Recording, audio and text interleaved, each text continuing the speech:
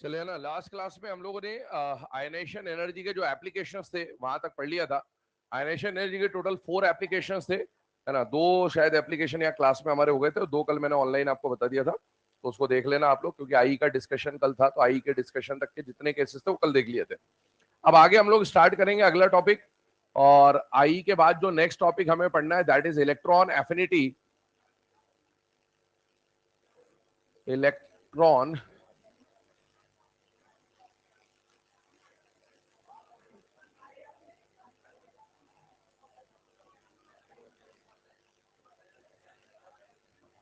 खड़े हो जाओ, सब खड़े हो जाओ।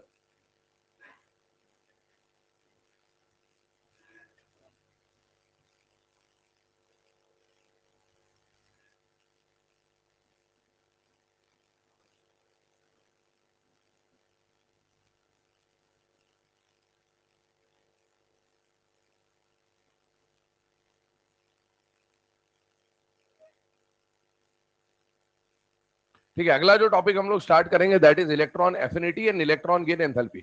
अभी जो टॉपिक है, इस टॉपिक में क्या होगा, देखो पिछले टॉपिक में हम लोगों ने इलेक्ट्रॉन रिमूवल के ऊपर बात करी थी कि किसी भी एटम में से इलेक्ट्रॉन निकालने का जो प्रोसेस होता है ना, उसमें न्यूट्रल एटम से जब भी आप इलेक्ट्रॉन को रिमूव कर रहे होंगे तो प्रोसेस क्या कहलाएगा, आईई। और इलेक्ट्रॉन रिमूव करने के लिए न्यूट्रल एटम में से हमेशा आपको एनर्जी देनी पड़ रही थी, क्योंकि न्यूक्लियस पे कौन सा चार्ज था, पॉजिटिव, इलेक्ट्रॉन पे कौन सा चार्ज था, नेगेटिव, और नेगेटिव इलेक्ट्रॉन को अगर निकालना है तो आपको इस अट्रैक्शन को तोड़ना पड़ रहा था। यहां पर प्रोसेस रिवर्स है, यहां पर आपके पास कोई एक न्यूट्रल एटम एक्स होगा और इसमें आप इलेक्ट्रॉन रिमूव नहीं करेंगे, इलेक्ट्रॉन ऐड करेंगे। और इलेक्ट्रॉन ऐड करने पर इसके अंदर भी सक्सेसिव वाली बात आएगी, लेकिन पहले हम एक इलेक्ट्रॉन की बात करते हैं। अगर कोई भी एक न्यूट्रल एटम है, आइसोलेटेड एटम है, गैसियस एटम है, और उसमें आप एक इलेक्ट्रॉन ऐड करके इसका मोनो नेगेटिव एनायन बनाना चाहते हो। कैसा नेगेटिव बेटा, मोनो नेगेटिव।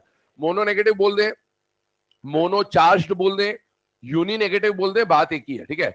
इस प्रोसेस के अंदर क्या क्या कंडीशंस आ रही होंगी, इसमें इलेक्ट्रॉन ऐड करते वक्त एनर्जी देनी पड़ेगी, एनर्जी रिलीज होगी, या कब एनर्जी देनी पड़ेगी, कब एनर्जी रिलीज होगी, ये सारी बातें हमको डिस्कशन करना है किस टॉपिक के अंदर, इलेक्ट्रॉन एफिनिटी या फिर इलेक्ट्रॉन गेन एंथैल्पी। पहले एक बात समझ लें, यहां पर ये दोनों टॉपिक के जो टर्म्स हैं ये एक दूसरे के बदले यूज किए जा सकते हैं, पर दोनों में थोड़ा सा स्लाइट डिफरेंस होता है, उसके ऊपर बात करेंगे। हमारे लिए हालांकि दोनों ही एक जैसे हैं, लेकिन दोनों में साइन कन्वेंशन का फर्क होता है।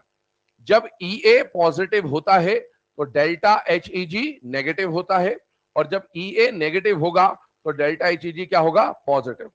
पहले मैं जो बता रहा हूं उसको बहुत ध्यान सुनते जाइएगा, है ना। हम लोग इसको, अभी मैं सिर्फ इसका आपको पूरे टॉपिक का आउटव्यू बता दे रहा हूं, है ना। आउटव्यू एक बार समझ लिया तो फिर आगे टॉपिक बिल्कुल इजी है। हमें 2 टर्म्स पढ़नी, इलेक्ट्रॉन एफिनिटी और इलेक्ट्रॉन गेन एंथैल्पी। ध्यान सुनेगा, आपको एनसीईआरटी के अंदर ये जो टॉपिक दे रखा है ना, किस नाम से दे रखा है बेटा, इलेक्ट्रॉन गेन एंथैल्पी।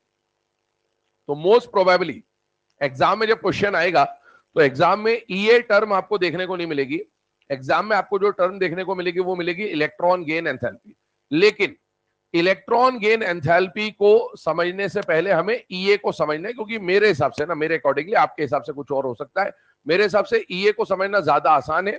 और एक बार अगर आपने ईए समझ लिया तो ईए से डेल्टा एचईजी में जाते वक्त सिर्फ एक चेंज करना है कि अगर ये प्लस है तो ये माइनस है, और अगर ये माइनस है तो ये प्लस है। तो पहले अपन ईए को समझेंगे, ईए को समझना कंपैरेटिवली आसान है। ईए का फुल फॉर्म क्या बोला गया बेटा, इलेक्ट्रॉन के लिए एफिनिटी।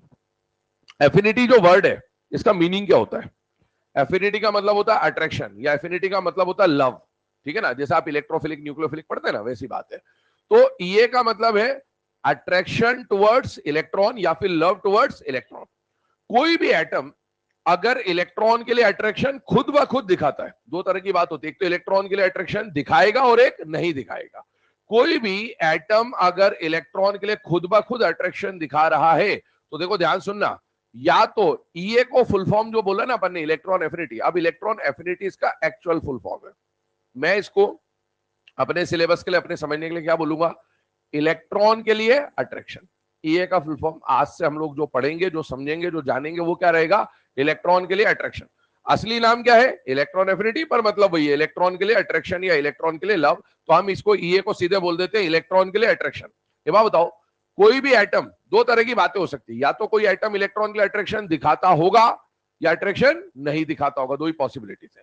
अगर कोई एटम इलेक्ट्रॉन के लिए अट्रैक्शन दिखाता होगा ना, तो हम क्या बोलेंगे, उसका ईए कैसा है, पॉजिटिव। अट्रैक्शन है, किसी के टुवर्ड्स लव है, अब प्यार होगा तो पॉजिटिव होगा या तो नहीं होगा। नेगेटिव प्यार सुना है क्या कभी? उसको नफरत बोला जाता है। क्या बोला जाता है? नफरत। ठीक है, तो अभी हम प्यार की बात कर रहे हैं ना, अट्रैक्शन की बात कर रहे हैं, एफिनिटी की बात कर रहे हैं, लव की बात कर रहे हैं। अगर किसी भी एटम का इलेक्ट्रॉन के लिए लव होगा तो कैसा होगा, पॉजिटिव, वरना नहीं होगा, वरना नहीं होगा। और इसी नहीं होगा को हम अपने समझने के लिए क्या मान लेते हैं, नेगेटिव। ये नेगेटिव एक्चुअल है या हमने माना है? हमने माना है। ध्यान सुनना, कोई भी एटम या तो इलेक्ट्रॉन के लिए अट्रैक्शन दिखाएगा या अट्रैक्शन नहीं दिखाएगा। अट्रैक्शन दिखाएगा तो ये को क्या माना जाएगा, पॉजिटिव, मतलब अट्रैक्शन है, इलेक्ट्रॉन के लिए अट्रैक्शन है, होगा तो पॉजिटिव होगा। और अगर इलेक्ट्रॉन के लिए अट्रैक्शन नहीं है तो उसको क्या बोल दोगे, जीरो। और जीरो को हम अपनी सहूलियत के लिए क्या मान लेंगे, नेगेटिव। क्यों माना सर आपने नेगेटिव? क्योंकि मैंने आपको पहला लाइन क्या बोला कि जब ये पॉजिटिव होगा तो ये नेगेटिव होगा, और जब ये नेगेटिव होगा तो ये पॉजिटिव होगा। तो ये जीरो और नेगेटिव के केस में ये कैसा हो जाएगा बेटा, पॉजिटिव होगा। तो हमारा समझना आसान हो जाता है। बैठ जाओ जरा। अब सुने, यहां पर जो कंडीशन बनती है वो क्या है, जब ये का वैल्यू पॉजिटिव तो डेल्टा ICG नेगेटिव, और जब ये नेगेटिव तो ये कैसा हो जाएगा, पॉजिटिव। मैं जब भी नेगेटिव बोलूं या जीरो बोलूं, आपको एक ही चीज मान के चलनी है, स्टैंडर्ड क्या बोलता है बेटा, जीरो, और जीरो के केस में ये कैसा हो जाएगा, पॉजिटिव होगा। ध्यान सुनते जाना, समझते जाना।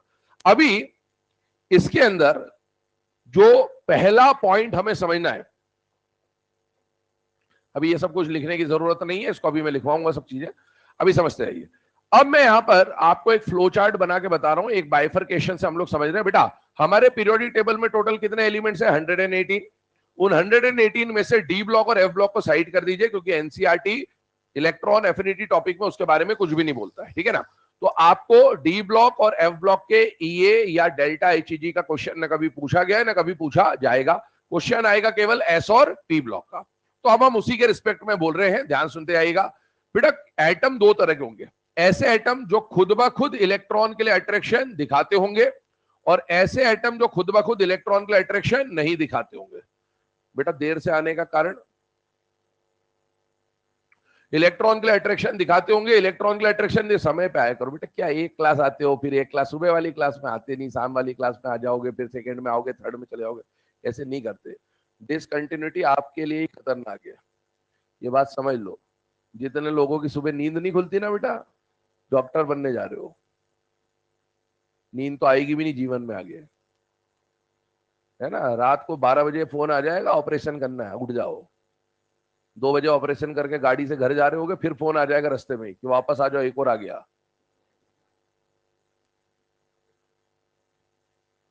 समझ रहे हो? तो थोड़ा समझो इन चीजों को, बी सीरियस बेटा, पढ़ना पड़ेगा, है ना। ऐसे मत करो, क्लासेस वगैरह जो भी आप इधर उधर मिस करते, पहली मिस कर दी, दूसरे में आ गए, दूसरी मिस करके तीसरे में आ गए, दूसरी अटेंड करी, तीसरे में आ गए, मत करो। ये आपके लिए खतरनाक है, और इससे कुछ भी नहीं होगा। आप इसके भरोसे अगर बैठे हो कि घर जाके देख लेंगे, तो बेटा घर पे आपका टाइम डबल वेस्ट होगा, ये समझो। आप जब यहाँ अवेलेबल हो तो क्लासरूम में अटेंड करो, बहुत डिफरेंस आता है, ठीक है। ये बात समझो, ठीक है, क्योंकि आपको समझना पड़ेगा बेटा। अभी अब छोटे बच्चे हो ना, आपको कोई भी कैसे भी बरगला देगा, अपने दोस्त साथी होते हैं, ये चल ऐसे कर लेंगे, उसको दोस्त का सिलेक्शन हुआ क्या अभी तक, जिसकी बातों पे तुम भरोसा कर रहे हो? होगा भी नहीं, समझो। कोई काम नहीं आएगा, यहाँ की दोस्ती यहीं रह जाएगी सब। कॉलेज पहुंचोगे नए दोस्त, स्कूल वाले कहाँ रह गए वहीं पे, 2-4 लेके आओगे ना, बाकी तो वहीं रह गए। ऐसे यहाँ भी होगा, अभी कॉलेज एक का सिलेक्शन होगा, दूसरे का नहीं होगा, तो फिर वहीं एक यहीं रह जाएगा, एक वहां पहुंच जाएगा, तब थोड़ी छोड़ोगे कॉलेज। नहीं नहीं, दोस्त के साथ रहोगे। छोड़ दोगे क्या? छोड़ दोगे तो घर वाले तुम्हें छोड़ देंगे, ठीक है। तो इसीलिए पढ़ो, सिंसियरली पढ़ो बेटा ना, क्योंकि एक बात समझ लो, आपके साथ है ना दो चीजें, आपको 12th को भी पढ़ना है, तो 12th का तो टाइम खैर आपको मिल जाएगा, दिसंबर के बाद जनवरी, पूरा फरवरी मार्च मिल जाएगा, आपके बोर्ड की प्रिपरेशन भी लास्ट हो जाएगी। लेकिन आपको कंपटीशन की भी तैयारी करनी है, और सबसे ज्यादा रैंकर्स जो बनते हैं ना, रैंक्स की बात कर रहा हूँ मैं, वो 12th से ही आते हैं, ठीक है। फ्रेशर जो होते हैं वो सबसे बढ़िया बच्चे होते हैं रैंक्स प्रोड्यूस करने के लिए। नंबर ऑफ सिलेक्शंस की बात नहीं हो रही, रैंक्स की बात हो रही है, ठीक है। तो आपको मतलब अपना क्या होता है, दिमाग खाली होता है पहली बात में। अपने दिमाग में सही चीजें अगर 11th-12th में फीड हो जाती है तो अपन उसी पैटर्न पे चलते, और जब अपन रिपीट करते तो अपन पहले से ही सब जगह का चीजें इकट्ठा करके बैठे होते दिमाग में। अब जैसे मैं आपको अभी इलेक्ट्रॉन एफिनिटी पढ़ाऊंगा, अब जिसने पहले पढ़ रखा उसके दिमाग में पहले की भी चीजें घूमेंगी कि ऐसा था वैसा था वैसा था, तो पहले उसको हटाना पड़ेगा, फिर नई चीजें घुसानी पड़ती है। और जो पहली बार पढ़ता है उसके लिए पहली बार, तो उसको जो बताया जाएगा उसको मालूम हाँ ऐसे ही होता है उसके लिए। तो जितनी बार आप रिपीट करते हैं ना उतनी नई चीजें आपको समझनी पड़ती है। पहले आपका वो वाला डाउट हटाना पड़ता है, फिर वो वाला डाउट हटाना पड़ता है, पहले कचरा साफ करते हैं, फिर उसके बाद नया फ्रेश कॉन्सेप्ट दिया जाता है आपको। क्या अच्छा असली में तो ऐसा होता था, अभी तक तो मैं ये समझते थे, तो ऐसा होता है। तो इसलिए पढ़ो, सिंसियर रहो, क्योंकि कंपटीशन आपका है ही नहीं ज्यादा। 20-22 लाख लोगों ने भरा इस बार, 22 लैक्स, 18 थे पिछली बार, 4 लाख बढ़ गए। अगली बार 26 भरेंगे, 30 भी हो सकते हैं, उससे कम तो नहीं होंगे, ये तो कन्फर्म है। ठीक है, तो ये दिन ब दिन आपको फिगर बढ़ता हुआ ही दिखेगा, कम होता हुआ नहीं दिखेगा।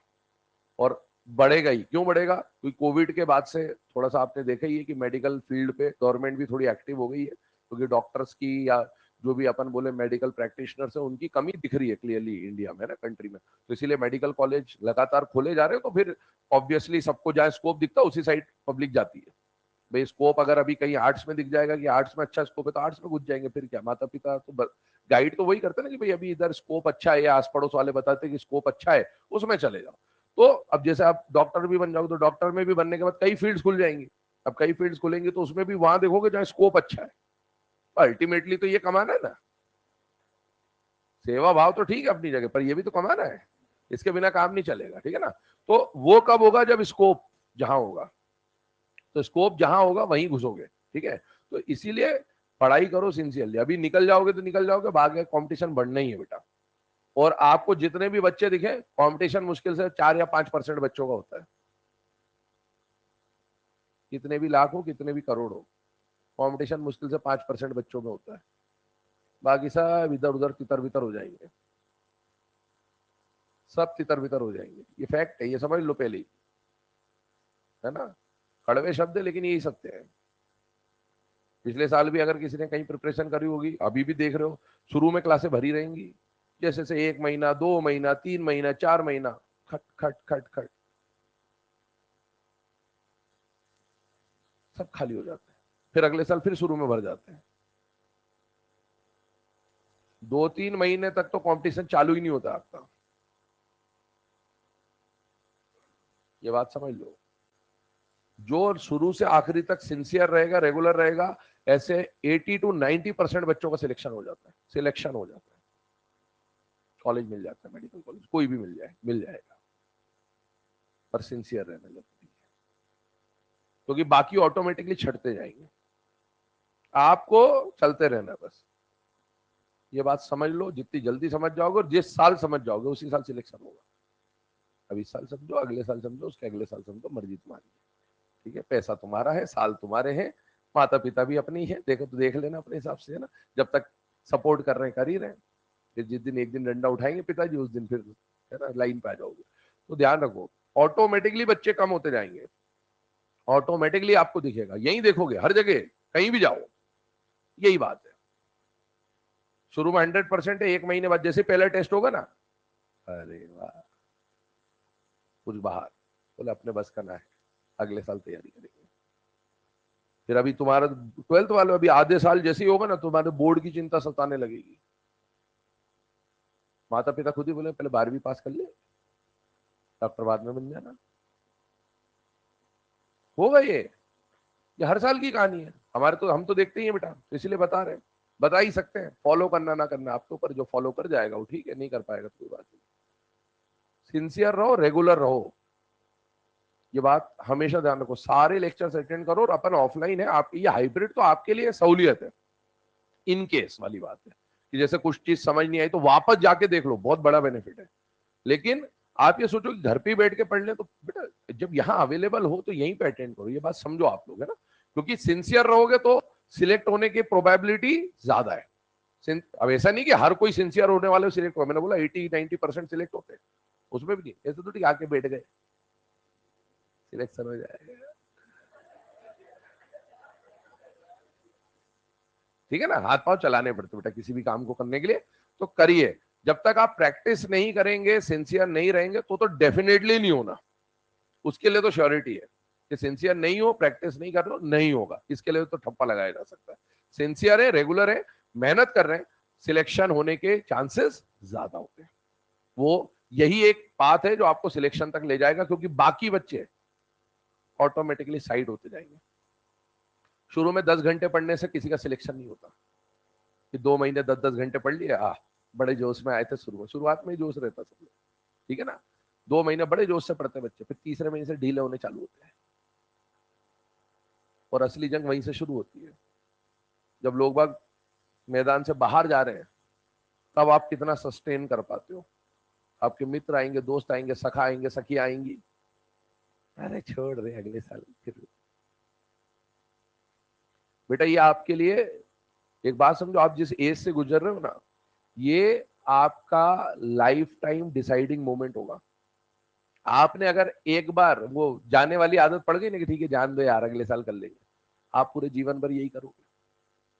कोई भी चीज हार्ड सिचुएशन आएगी ना जब आपके सामने, तो आप बोलोगे अरे छोड़ो रे, साइड हो लेते हैं।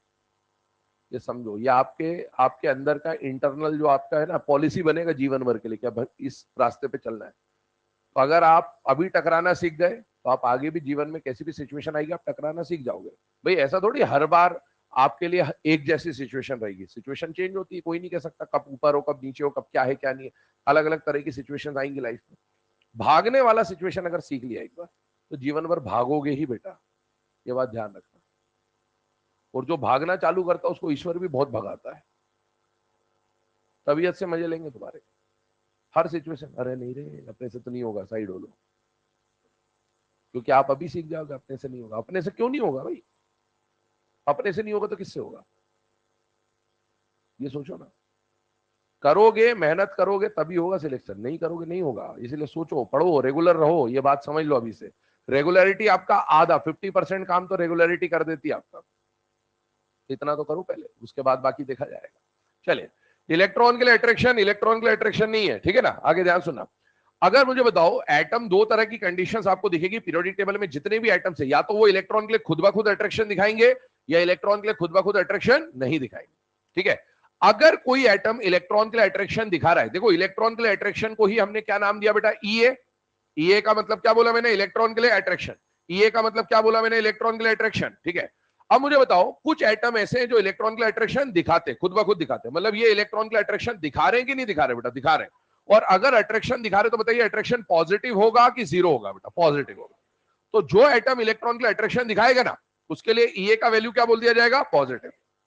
और मान लीजिए कोई एटम इलेक्ट्रॉन के लिए अट्रैक्शन नहीं दिखा रहा, तो हम क्या बोलेंगे, उसका इलेक्ट्रॉन के लिए अट्रैक्शन है कि नहीं है, नहीं है। नहीं है तो क्या मानेंगे, जीरो। और जीरो को हम अपनी सहूलियत के लिए क्या मान लेंगे, नेगेटिव। अब मुझे बताइए इलेक्ट्रॉन के लिए अट्रैक्शन है, तो इलेक्ट्रॉन के लिए अट्रैक्शन है तो अट्रैक्शन होगा तो कैसा होगा, पॉजिटिव। नहीं होगा तो जीरो होगा या नेगेटिव होगा। अब मुझे बताओ, एक लाइन बोल रहा हूं मैं, ध्यान सुनना, और ये पूरी इनऑर्गेनिक में आपको बार बार काम आएगी। जब जब अट्रैक्शन होगा तब तब एनर्जी रिलीज होगी। क्या बोला मैंने, बोलो फटाफट बोलो, जब जब अट्रैक्शन होगा तब तब एनर्जी रिलीज होगी। फिर से बोलिए, क्या बोला मैंने। कोई भी प्रोसेस हो, अगर प्रोसेस के दौरान किसी भी चीजों में अट्रैक्शन हो रहा है तो एनर्जी क्या होगी, रिलीज होगी। तो मुझे बताइए यहां पर ये इलेक्ट्रॉन का अट्रैक्शन दिखा रहा है कि नहीं दिखा रहा है, दिखा रहा है। यहां पर अट्रैक्शन हो रहा है कि नहीं हो रहा है, हो रहा है। और जब जब अट्रैक्शन होगा तब तब एनर्जी रिलीज होगी। मतलब इस प्रोसेस में एनर्जी क्या होने वाली है, रिलीज। अगर एनर्जी रिलीज हुई तो बताइए प्रोसेस एक्सो होगा कि एंडो होगा बेटा, एक्सो। एनर्जी रिलीजिंग प्रोसेसेस को क्या बोला जाता है, एक्सोथर्मिक प्रोसेस।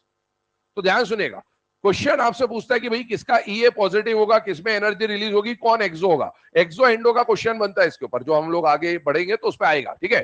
तो कई एटम ऐसे जो खुद ब खुद इलेक्ट्रॉन को अट्रैक्ट करेंगे, जब खुद ब खुद अट्रैक्शन दिखाएंगे मतलब इलेक्ट्रॉन के लिए अट्रैक्शन है, अट्रैक्शन होगा तो पॉजिटिव होगा। जब जब अट्रैक्शन होगा तो एनर्जी रिलीज होगी, एनर्जी रिलीज होगी तो प्रोसेस कैसा हो जाएगा, एक्सो। अब मुझे बताओ एक्सोथर्मिक को, थर्मोडायनेमिक्स आप लोगों ने पढ़ा होता है, कन्वेंशन सुना होता है। एक्सोथर्मिक के लिए डेल्टा एच का साइन कैसा होता है, नेगेटिव। कैसा होता है, और डेल्टा एच को क्या बोलते हो, एंथैल्पी। क्या बोलते हो, एंथैल्पी। इधर देखो,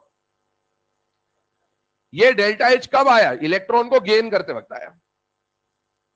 इसी को हम क्या बोलेंगे, इलेक्ट्रॉन गेन एंथैल्पी। ये जो एंथैल्पी है इसी को इलेक्ट्रॉन गेन एंथैल्पी बोला जाता है। और मुझे बताइए ये कैसा है, पॉजिटिव, और ये कैसा है, यही तो मैं आपको बोल रहा था कि जब ये पॉजिटिव होगा तो ये नेगेटिव होगा। दिमाग में फिट करिएगा, ध्यान से सुनिएगा।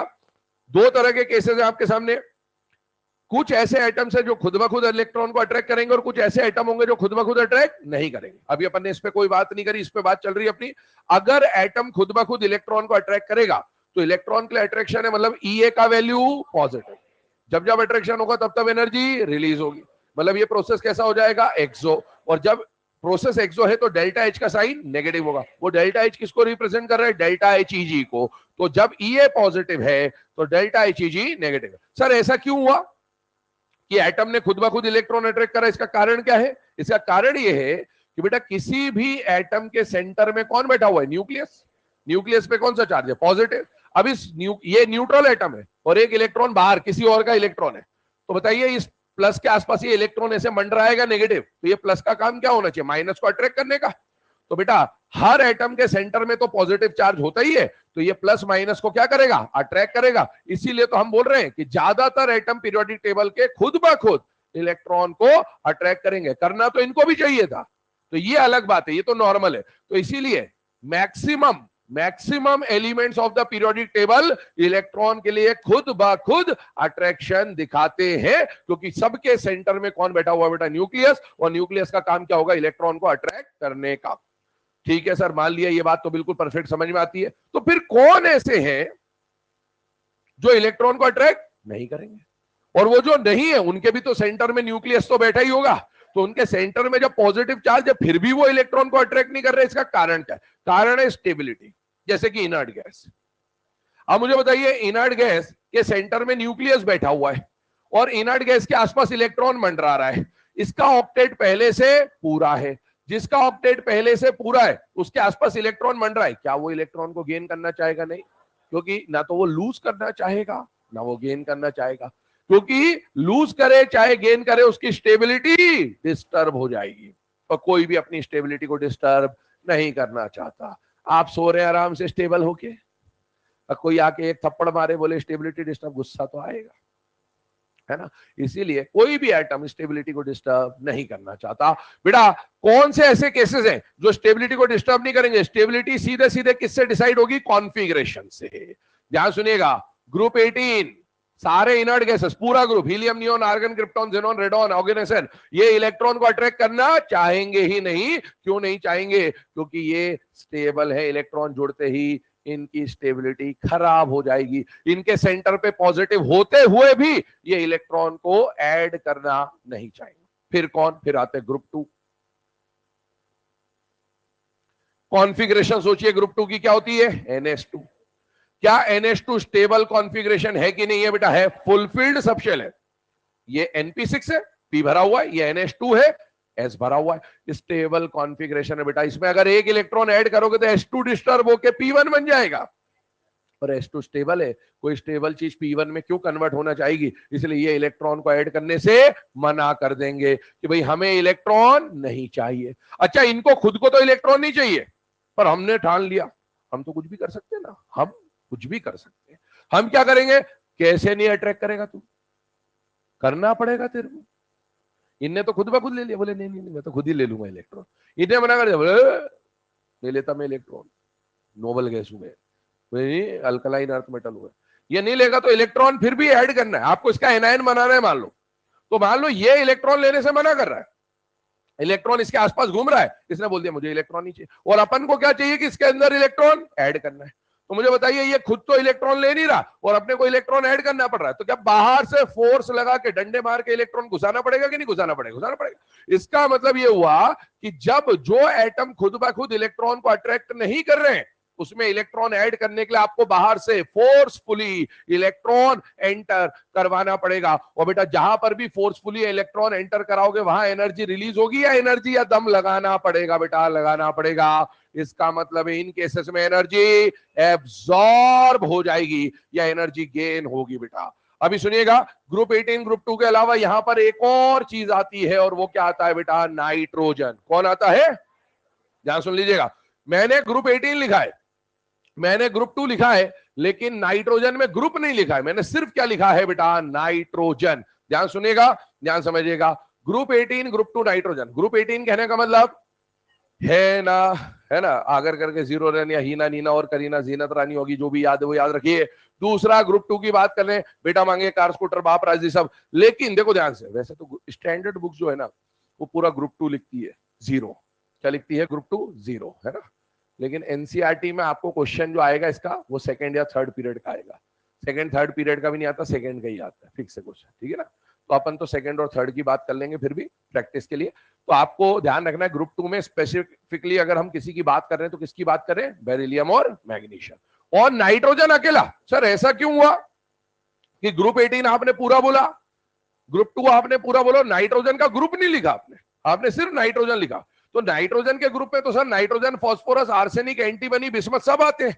सर ये 2p3 है तो ये भी तो 3p3 है, तो ये भी तो 4p3 है। बेटा ये फुलफिल्ड p, ये फुलफिल्ड s, ये हाफ फिल्ड है। मुझे बताओ फुलफिल्ड के मुकाबले हाफ फिल्ड की स्टेबिलिटी ज्यादा होगी कि कम होगी? कम होगी। तो ये तो भयंकर स्टेबल है, इसलिए इनका तो पूरा का पूरा ग्रुप आ गया, पूरा परिवार आ गया इनका। ये कम स्टेबल है, तो इसमें स्टेबिलिटी से ज्यादा डोमिनेट साइज करता है। कौन करता है? नाइट्रोजन छोटू है, फास्फोरस थोड़ा बड़ा है। अब इसमें जो इलेक्ट्रॉन है ना वो बहुत क्लोजली पैक्ड होंगे और इसमें उतने ही इलेक्ट्रॉन वैलेंस शेल में दूर दूर होंगे। तो जब यहां पर इलेक्ट्रॉन आएगा ऐड होने, तो ये इलेक्ट्रॉन उसको घुसने ही नहीं देंगे, क्योंकि पास पास है तो इलेक्ट्रॉन इलेक्ट्रॉन का रिपल्शन ज्यादा होगा और इसीलिए यहां पर इलेक्ट्रॉन ऐड नहीं हो पाता। जबकि इसमें जगह खाली है तो इलेक्ट्रॉन आसानी से ऐड हो जाएगा, तो ये इलेक्ट्रॉन को गेन करने से मना नहीं करेगा। यहां पर नाइट्रोजन में इन दोनों का रीजन तो कॉन्फिगरेशन है, लेकिन इसका रीजन जो है वो कॉन्फ़िगरेशन कम है और साइज ज्यादा है। इलेक्ट्रॉनिक कॉन्फ़िगरेशन से ज्यादा डोमिनेट यहां पर कौन करता है बेटा? साइज करता है। ऐसी ही बात आपने अगर पिछले साल पढ़ रखा है तो आपको ये पता होगा कि पी ब्लॉक में सेकंड पीरियड और थर्ड पीरियड में ऑर्डर जो है वो इंटरचेंज हो जाता है। उसका भी रीजन यही तो होता है कि इनका साइज छोटा होता है, तो इलेक्ट्रॉन आसानी से गेन नहीं कर पाते हैं। आगे सुनिएगा, अब देखो इसको पूरी कहानी समझिएगा। मैंने आपको बोला पीरियोडिक टेबल में कितने तरह के एटम है? दो तरह के, एक तो जो खुद ब खुद इलेक्ट्रॉन को अट्रैक्ट करेंगे और जो खुद ब खुद इलेक्ट्रॉन को अट्रैक्ट नहीं करेंगे। मुझे बताइए जो खुद ब खुद इलेक्ट्रॉन को अट्रैक्ट कर रहा है उसके अंदर इलेक्ट्रॉन के लिए अट्रैक्शन है कि नहीं है? है। अगर इलेक्ट्रॉन के लिए अट्रैक्शन है तो बताइए ईए कैसा होगा? पॉजिटिव। अगर ईए पॉजिटिव है मतलब अट्रैक्शन है, जब जब अट्रैक्शन होगा तब तब एनर्जी रिलीज होगी, एनर्जी रिलीज होगी मतलब प्रोसेस कैसा होगा? एक्सो। एक्सो के लिए डेल्टा एच कैसा होगा? नेगेटिव, मतलब डेल्टा एच का वैल्यू क्या हो गया? नेगेटिव। ये केस किसके लिए? जनरल केस है। ये most of the element of periodic table दिखाएंगे। लेकिन तीन केसेस, एक में जनरल बोलूंगा और एक में तीन केस बोलूंगा, तो आपको समझ में आना चाहिए जनरल ये है और तीन केस ये है। तीन केस कौन कौन से? Group 18, group 2, nitrogen. कौन कौन से? फिर से बोलिए कौन कौन से? Group 18, group 2, nitrogen. क्या ये इलेक्ट्रॉन को खुद ब खुद अट्रैक्ट करेंगे कि नहीं करेंगे? नहीं करेंगे। तो जो इलेक्ट्रॉन को खुद ब खुद अट्रैक्ट नहीं करता वो जनरल केस है कि तीन वाला केस है? तीन वाला। कौन कौन? Group 18, group 2, nitrogen. इन्होंने इलेक्ट्रॉन को खुद ब खुद अट्रैक्ट करने से मना कर दिया। फिर भी इलेक्ट्रॉन ऐड करना है तो बताइए इलेक्ट्रॉन फोर्सफुली एंटर कराना पड़ेगा। इलेक्ट्रॉन को फोर्सफुली एंटर कराना है मतलब एनर्जी बाहर से लगानी पड़ेगी। तो जब ये इलेक्ट्रॉन के लिए अट्रैक्शन नहीं दिखा रहे तो इनके ईए का वैल्यू क्या माना जाएगा? जीरो। जीरो को हम अपनी सहूलियत के लिए क्या मान लेंगे? नेगेटिव। और क्योंकि यहां पर इलेक्ट्रॉन फोर्सफुली एंटर कराना पड़ रहा है तो आपको बाहर से एनर्जी देनी पड़ेगी। प्रोसेस कैसा हो जाएगा? एंडो।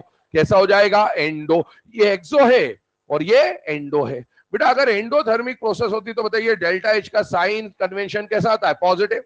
और ये डेल्टा एच कौन सा है? Delta H G. तो देखो यही तो हमने बोला कि जब ईए पॉजिटिव तो डेल्टा एच जी नेगेटिव, और जब ईए, ये हमने अपनी तरफ से लिखा ताकि ये कन्वेंशन बन जाए, जब ईए जीरो होगा, मेन जीरो ही है पर उसी जीरो को हम अपनी सहूलियत के लिए क्या मान लेंगे? नेगेटिव। तो जब ईए नेगेटिव तो डेल्टा एच जी कैसा हो जाएगा? पॉजिटिव। ये इसका पूरा फिनोमिना है। एक काम करें, ये जो बात लिखी गई है इसको फ्लो चार्ट के फॉर्म में लिख ले, आगे हम इसी को डिटेल में पढ़ने वाले, यही सारी बातें। तो पूरे टॉपिक का जो है ना समरी है या कंसाइज फॉर्म में है वो अपन ने यहां पर डिस्कस किया और इसी के बेसिस पे आगे बढ़ेंगे। पहले हम लोग ईए को पढ़ेंगे डिटेल में, फिर ईए के बाद डेल्टा एच ईजी को रिलेट कर देंगे उसी से।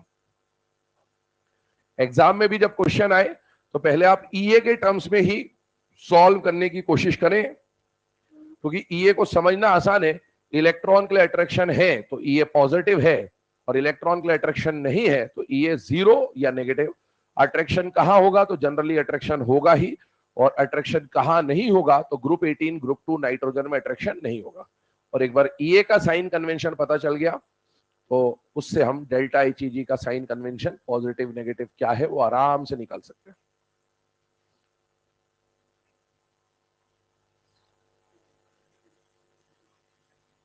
किसमें कौन सा इलेक्ट्रोनेगेटिव?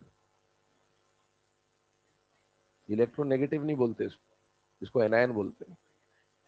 आगे करेंगे ना बात बेटा, सब अभी पढ़ लेगा तो फिर आगे क्या पढ़ेगा। समय से पहले भाग्य से ज्यादा ना मिला है ना मिलेगा, सही समय का इंतजार करेंगे। अभी पहला इलेक्ट्रॉन तो ऐड होने दे, सक्सेसिव की बात बाद में करेंगे बेटा।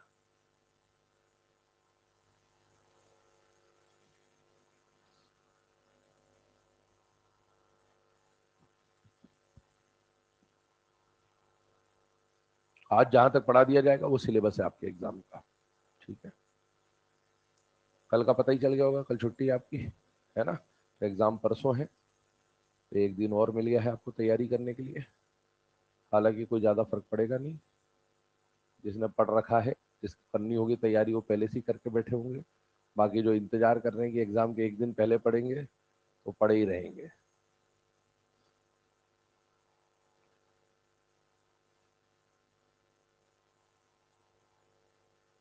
छाप ले बेटा सबने, चलिए अब आगे बढ़ते हैं। इसके बाद इंडिविजुअली एक एक चीज को पढ़ना चालू करेंगे। पहले हम लोग किसके बारे में पढ़ेंगे बेटा? ईए। पहले ईए को समझते हो, फिर ईए के बाद हम लोग डेल्टा एचईजी पे उसको कन्वर्ट कर देंगे। ध्यान से देखिएगा, सबसे पहले आते हैं डेफिनेशन पे। ईए ध्यान सुनना है ना, ये जो हम लोग पढ़ रहे हैं अभी किसके बारे में पढ़ रहे हैं बेटा? ईए, इलेक्ट्रॉन एफिनिटी। पहले इलेक्ट्रॉन एफिनिटी को दिमाग में फिट करते हैं। एक बात बताओ, इलेक्ट्रॉन एफिनिटी का मतलब क्या है? इलेक्ट्रॉन का अट्रैक्शन है कि नहीं है। ईए, एक बात समझना, ईए की जब बात होती है ना बेटा, एक एटम एक्स है, इसमें आप इलेक्ट्रॉन ऐड कर रहे हो, तो या तो ये एटम खुद ब खुद इलेक्ट्रॉन को अट्रैक्ट करेगा या अट्रैक्ट नहीं करेगा। जनरली क्या होता है बताइए? करता है, जनरली अट्रैक्ट करता है। और जनरली अट्रैक्ट करके जब ये एक्स माइनस बनेगा, तो बेटा ये बताइए मुझे, जब जब अट्रैक्शन होगा तब तब एनर्जी रिलीज होगी। अच्छा, रिलीज एनर्जी को जब हम इधर लिखते हैं, थर्मोडाइनमिक्स पे जा रहा हूं थोड़ा सा, तो क्या हम लोग रिलीज एनर्जी को प्लस करके लिखते हैं कि नहीं लिखते बेटा? लिखते हैं। ये रिलीज एनर्जी है, और ये जो रिलीज एनर्जी है ना, जिसको आपने प्लस लिखा है, इसी को क्या बोलेंगे? ईए। इसी को क्या बोलेंगे? ईए। किसी भी एटम में इलेक्ट्रॉन ऐड होते वक्त रिलीज होने वाली एनर्जी को क्या बोला जाता है बेटा? ईए। और इसीलिए अगर एटम खुद ब खुद अट्रैक्ट दिखा रहा है तो एनर्जी रिलीज होगी, और एनर्जी रिलीज होगी तो ईए कैसा होगा? पॉजिटिव होगा। आपसे कभी पूछा जाए, देखो इसको ध्यान सुनना है ना, समझना इस बात को, यहां कंफ्यूज नहीं होना कभी भी। यहां पर एनर्जी रिलीज हो रही है, तो रिलीज एनर्जी है मतलब ईए है। यहां एनर्जी रिलीज हो रही है कि नहीं हो रही है? नहीं हो रही है। रिलीज एनर्जी कितनी है बताइए? वैल्यू बताइए, रिलीज एनर्जी की वैल्यू कितनी है? 0। ईए सिर्फ और सिर्फ रिलीज्ड एनर्जी को बोला जाता है। किसको बोला जाता है? अगर एनर्जी रिलीज हुई है तो ईए होगा, होगा तो रिलीज एनर्जी है मतलब उस साइड पॉजिटिव होगा, इसीलिए पॉजिटिव होगा। और अगर किसी प्रोसेस में एनर्जी रिलीज नहीं हो रही, रिलीज एनर्जी कितनी है? 0, तो ईए भी क्या होगा? 0। मतलब ईए किसको डिफाइन करता है? एब्सॉर्ब्ड एनर्जी को कि रिलीज्ड एनर्जी को? रिलीज्ड एनर्जी को ही क्या बोला जाता है? ईए। आइए डेफिनेशन देखिएगा, the amount of energy released, released energy को ईए बोला जाता है बेटा। The amount of energy released when an additional electron is added to the outermost shell of an isolated gaseous atom। मान लो ये जनरल प्रोसेस है, मान लो ये जनरल प्रोसेस है, तो जनरली किसी एटम में इलेक्ट्रॉन ऐड होते वक्त एनर्जी रिलीज होगी। वो जो रिलीज एनर्जी है प्लस में लिखा गया है, उसी को आप क्या बोलोगे? Electron affinity. Electron affinity is release energy और एब्सॉर्ब्ड एनर्जी? Release energy. बिल्कुल दिमाग में क्लियर कर ले। उसके बाद देखिए यहां पर नोट में कुछ बातें लिखी गई है जो हमने यहां पर पढ़ा था, इधर देखिएगा। क्या जनरली किसी भी एटम में इलेक्ट्रॉन खुद ब खुद अट्रैक्ट होता है कि नहीं होता है बेटा? होता है। और किन केसेस में नहीं होता है? Group 18 group 2 nitrogen. तो बेटा जनरली एटम में पहला इलेक्ट्रॉन का जुड़ने का प्रोसेस कैसा होगा? एक्सो। और 3 केसेस में कैसा होगा? एंडो। आइए इसी पे बात हो रही है, यहां पर ध्यान से देखिएगा। The addition of first electron to the neutral atom, generally the addition of first electron to the neutral atom is an exothermic process, क्योंकि ज्यादातर एटम पहला इलेक्ट्रॉन खुद ब खुद अट्रैक्ट करेंगे कि नहीं करेंगे? करेंगे। जब जब अट्रैक्शन होगा तब तब एनर्जी रिलीज होगी, और एनर्जी रिलीज होगी तो प्रोसेस कैसा होगा? एक्सो। लेकिन कौन कौन से case? Group 18, group 2 and nitrogen. But in case of group 18, group 2 nitrogen, पहला इलेक्ट्रॉन ऐड करना तो ये एटम खुद ब खुद अट्रैक्ट करेंगे या फोर्सफुली एंटर करना पड़ेगा? फोर्सफुली। और जब आप फोर्सफुली एंटर कराएंगे तो बताइए प्रोसेस कैसा हो जाएगा? एंडोथर्मिक हो जाएगा। तो अभी पहले तो ये जितनी बातें यहां लिखी गई है इसको नोट डाउन करिए फटाफट। डेफिनेशन में बोल दे रहा हूं, डिक्टेट करते जा रहा हूं, लिखते जाइएगा। पहले ईए की बात चल रही है ना, ध्यान से लिख लेना ईए। तो ईए की डेफिनेशन बोल रहा हूं, लिखिएगा। The amount of energy released when the amount of energy released when an additional electron the amount of energy released when an additional electron is added to the outermost shell. Additional electron is added to the outermost shell. Additional electron is added to the outermost shell of an isolated gaseous atom. The amount of energy released when an additional electron is added to the outermost shell of an isolated gaseous atom. ठीक है, उसके बाद equation लिखी हुई है x plus electron gives x minus plus EA। Equation note down कर ले, और उसके बाद नोट में जो 2 पॉइंट है उसको बोल देता हूं, नोट बनाइएगा। पहला पॉइंट लिखिएगा, generally the addition of first electron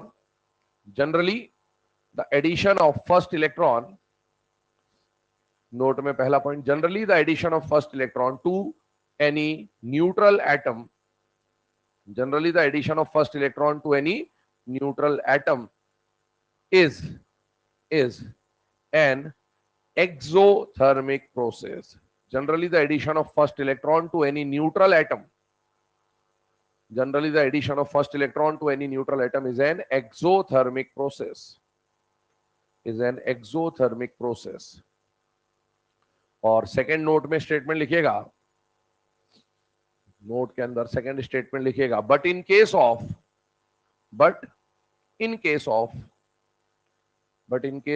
group 18, group 2 and nitrogen, but in case of group 18, group 2 and nitrogen, the addition of first electron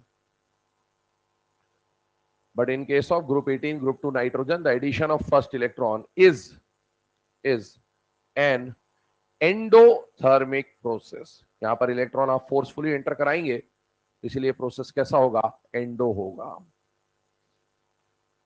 But in case of group 18, group 2 nitrogen, the addition of first electron is an endothermic process.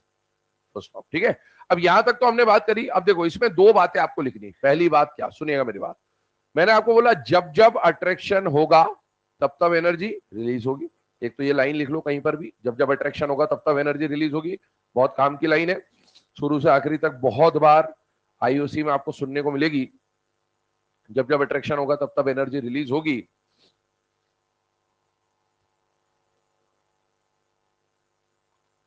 और दूसरा statement लिखिएगा, जितना ज्यादा attraction होगा उतनी ज्यादा energy release होगी।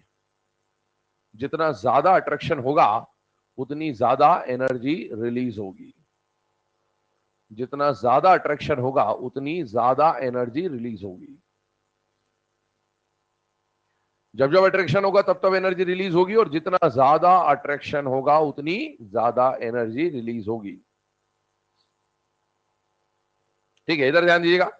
ये जो अभी आपको पॉइंट बोला गया ना कि जितना ज्यादा अट्रैक्शन होगा उतनी ज्यादा एनर्जी रिलीज होगी, ध्यान सुनिएगा, ध्यान से देखिएगा। बेटा एक बात बताओ, यहां पर अभी हम लोगों ने कुछ केसेस पे बात करी, अभी मैं ईए के टर्म्स में बात कर रहा हूं। मुझे बताइए जनरली एटम इलेक्ट्रॉन के लिए अट्रैक्शन दिखाएगा कि नहीं दिखाएगा? दिखाएगा। तो इनका ईए ज्यादा होगा कि कम होगा? ज्यादा। और ये अट्रैक्शन नहीं दिखाएंगे, मतलब इनका ईए ज्यादा है या कम है? बेटा कम है।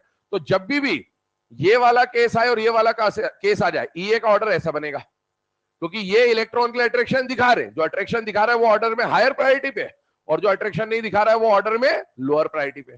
अब मुझे बताओ, ऐसे तो कई सारे एटम होंगे ना जिनका ईए ज्यादा होगा, और ऐसे तो कई सारे एटम्स हैं जिनका ईए कम होगा। तो ज्यादा वालों को ज्यादा से कंपेयर करेंगे और कम वालों को कम से कंपेयर करेंगे। अब ध्यान सुनना, मुझे बताइए, अगर अगर मैंने आपको लिथियम दिया, मैंने आपको बोरॉन दिया, कार्बन दिया, ऑक्सीजन दिया, फ्लोरीन दिया, मैंने आपको यहां पर बेरिलियम दिया, मैंने आपको नाइट्रोजन दिया, मैंने नियॉन दिया, जरा ध्यान से देखिए, सारे एलिमेंट सेकेंड पीरियड के, lithium, beryllium, boron, carbon, nitrogen, oxygen, fluorine, neon.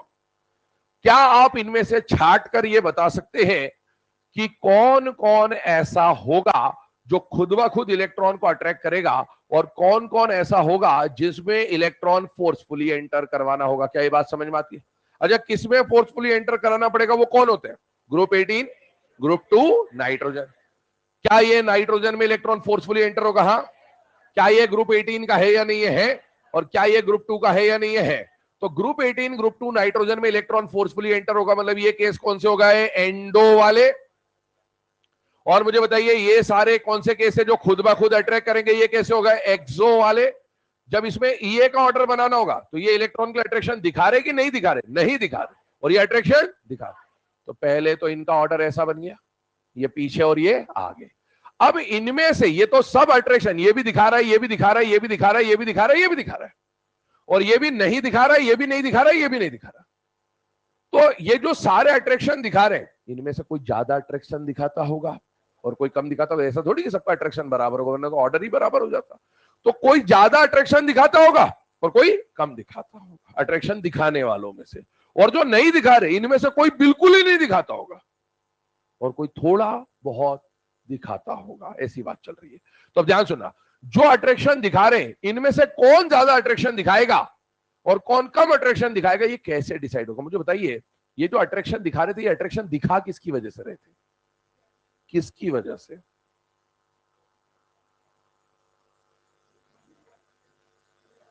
यहीं से कहानी चालू करी थी। अट्रैक्शन किसकी वजह से दिखा रहे थे? प्लस। ये प्लस ही तो इस इलेक्ट्रॉन को खींच रहा था। और न्यूक्लियस के अट्रैक्शन को क्या बोल दोगे आप? Z effective. नेट अट्रैक्शन को क्या बोल दोगे? Z effective. इनमें से सबके जेड इफेक्टिव का वैल्यू बराबर नहीं होगा। किसी का जेड इफेक्टिव ज्यादा, किसी का जेड इफेक्टिव कम। जिसका जेड इफेक्टिव ज्यादा, क्या वो इलेक्ट्रॉन को आसानी से अट्रैक्ट कर जाएगा बेटा? इसका मतलब उसका इलेक्ट्रॉन के लिए अट्रैक्शन ज्यादा। तो इलेक्ट्रॉन के लिए अट्रैक्शन ज्यादा, तो ये का पॉजिटिव वैल्यू भी ज्यादा। ध्यान सुनना। तो एक बात सुने, जब जो अट्रैक्शन दिखा रहा है उनमें कंपेयर करना है आपको कि इनमें से किसका अट्रैक्शन ज्यादा और किसका अट्रैक्शन कम। आपको क्या देखना पड़ेगा बेटा? Z effective. और बताइए, इनमें से सबसे ज्यादा जेड इफेक्टिव क्या फ्लोरीन का है कि नहीं है? मतलब फ्लोरीन इनमें से सबसे आसानी से इलेक्ट्रॉन अट्रैक्ट करेगा। बेटा जब जब अट्रैक्शन होगा, एनर्जी रिलीज होगी, एनर्जी रिलीज होगी, तो ये कैसा हो जाएगा? पॉजिटिव। और मुझे बताइए, जितना जब जब अट्रैक्शन होगा, एनर्जी रिलीज होगी, और जितना ज्यादा अट्रैक्शन होगा उतनी ज्यादा एनर्जी रिलीज होगी। और उसी रिलीज एनर्जी को क्या बोलते हो? ईए। तो ईए भी तो क्या होगा? ज्यादा। जब जब अट्रैक्शन होगा, ईए पॉजिटिव होगा। जब जब अट्रैक्शन होगा, ईए पॉजिटिव, क्योंकि इलेक्ट्रॉन के लिए अट्रैक्शन है, तभी तो ईए पॉजिटिव है। अब कोई अट्रैक्शन ज्यादा दिखा रहा होगा और कोई अट्रैक्शन कम दिखा रहा होगा, दोनों का ईए पॉजिटिव, लेकिन जो ज्यादा अट्रैक्शन दिखाएगा उसका ईए मोर पॉजिटिव, उसका अट्रैक्शन ज्यादा। इलेक्ट्रॉन के लिए अट्रैक्शन ज्यादा मतलब पॉजिटिव वैल्यू ज्यादा, ज्यादा लव है, ज्यादा प्यार है, पॉजिटिव, मोर पॉजिटिव। और अगर कोई इलेक्ट्रॉन के लिए अट्रैक्शन दिखा रहा है लेकिन कंपैरेटिवली कम दिखा रहा है, तो ये पॉजिटिव तो है, लेकिन मोर पॉजिटिव की लेस पॉजिटिव? Less positive. यही बात आपको बोली गई है। जब जब अट्रैक्शन होगा, एनर्जी रिलीज होगी, और जितना ज्यादा अट्रैक्शन होगा उतनी ज्यादा एनर्जी रिलीज होगी, और जितनी ज्यादा एनर्जी रिलीज होगी, ये का पॉजिटिव वैल्यू उतना ही ज्यादा होगा। अच्छा मुझे बताइए, ये इलेक्ट्रॉन को अट्रैक्ट कर रहे कि नहीं कर रहे? नहीं कर रहे। क्यों नहीं कर रहे? स्टेबिलिटी। स्टेबिलिटी। तो इनमें से फिर भी कोई ना कोई ज्यादा अट्रैक्ट करेगा और कोई ना कोई कम करेगा, उसके ऊपर आते हैं। पहले हम ऊपर वाले केस को देख लेते हैं। इधर देखिए, एक स्टेटमेंट आपके सामने लिखा गया है। ये स्टेटमेंट क्या है? Net attraction on incoming electron ज्यादा, मतलब जेड इफेक्टिव ज्यादा।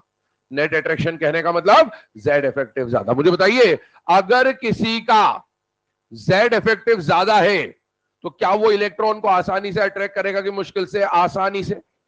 अगर अट्रैक्शन ज्यादा तो ईए का वैल्यू पॉजिटिव होगा, ईए का वैल्यू पॉजिटिव होगा। मैं जब भी ये लिखूं पॉजिटिव की बात चल रही है, बात ध्यान रखिएगा। तो ईए का पॉजिटिव वैल्यू, जितना ज्यादा अट्रैक्शन उतनी ज्यादा एनर्जी रिलीज, और जितना ज्यादा अट्रैक्शन ईए का पॉजिटिव वैल्यू भी उतना ही ज्यादा होगा। नोट करिए इस बात को। फिर आते हैं वो जो अट्रैक्ट नहीं करते उन पर, जो अट्रैक्ट नहीं करते हैं उन पर आते हैं।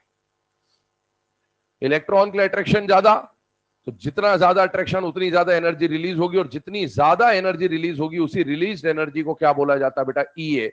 तो जितना ज्यादा एनर्जी रिलीज हो रहा है पॉजिटिव वैल्यू उतना ही ज्यादा होगा।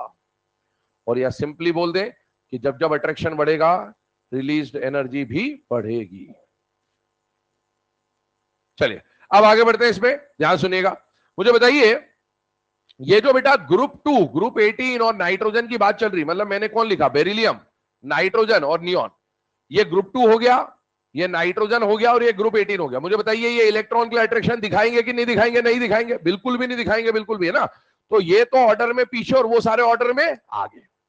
पर कंपैरेटिवली इनमें से इसमें भी इलेक्ट्रॉन ऐड करने के लिए फोर्सफुली एंटर कराना पड़ेगा, इसमें भी फोर्सफुली एंटर कराना पड़ेगा, इसमें भी फोर्सफुली एंटर कराना पड़ेगा। पर सबके साथ जो फोर्सफुली अपन एंटर कराएंगे वो बराबर तो नहीं होगा।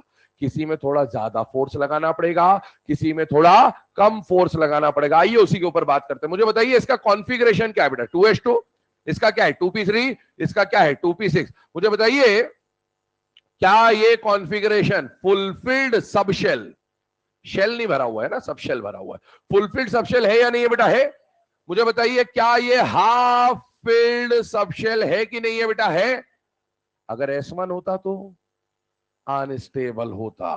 मुझे बताइए P6 क्या ये फुलफिल्ड शेल, फुलफिल्ड शेल, या फिर बोल दें इनर्ट गैस कॉन्फ़िगरेशन है या नहीं है बेटा, है। अब मुझे बताइए तीनों की स्टेबिलिटी कंपेयर करते हैं, तीनों की स्टेबिलिटी कंपेयर करता। मुझे बताइए तीनों में सबसे ज्यादा स्टेबल कौन है, इनर्ट गैस, इनर्ट गैस तीनों में सबसे ज्यादा स्टेबल है। 3 एरो बना दिए, सबसे ज्यादा स्टेबल है तीनों में से।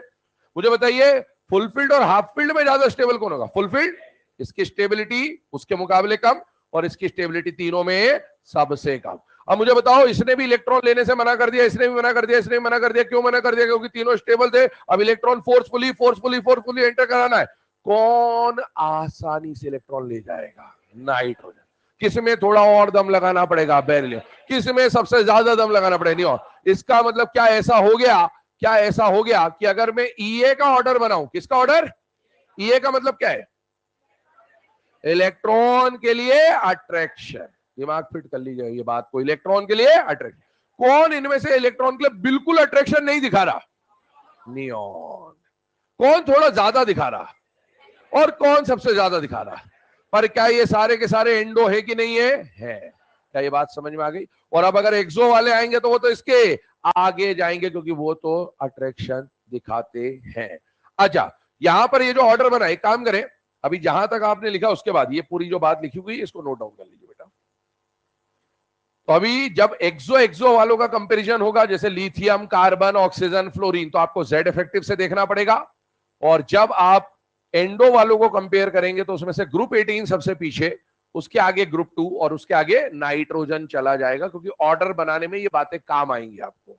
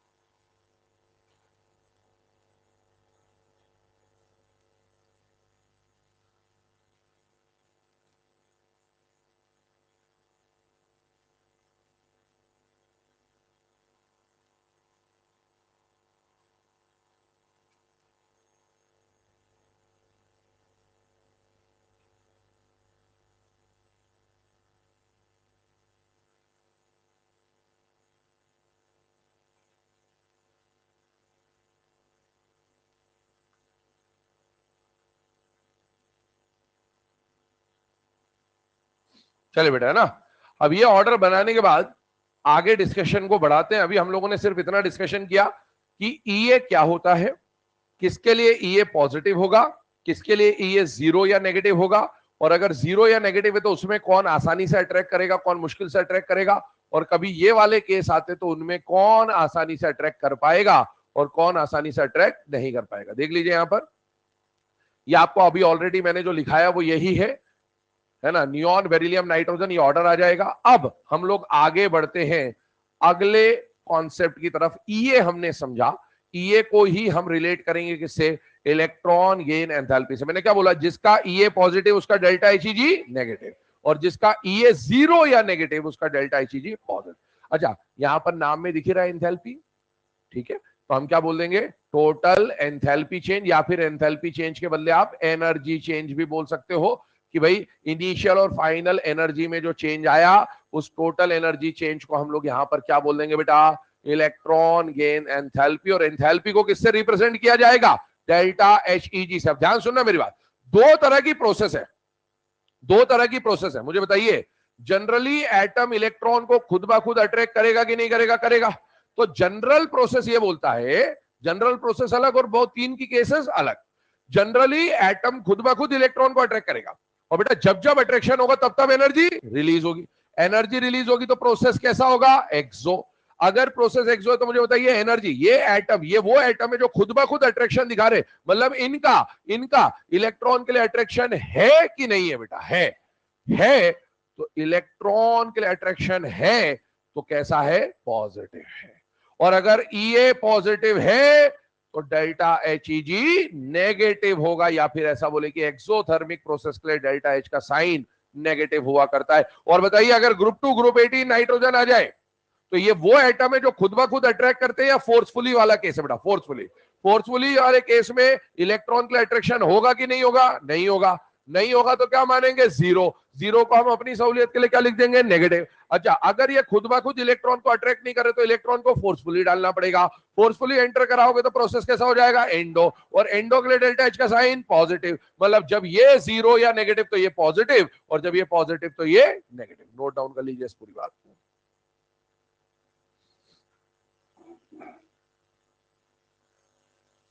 टीवी लगा दी तुम्हारे मैच वैच देखने के लिए, है ना, बढ़िया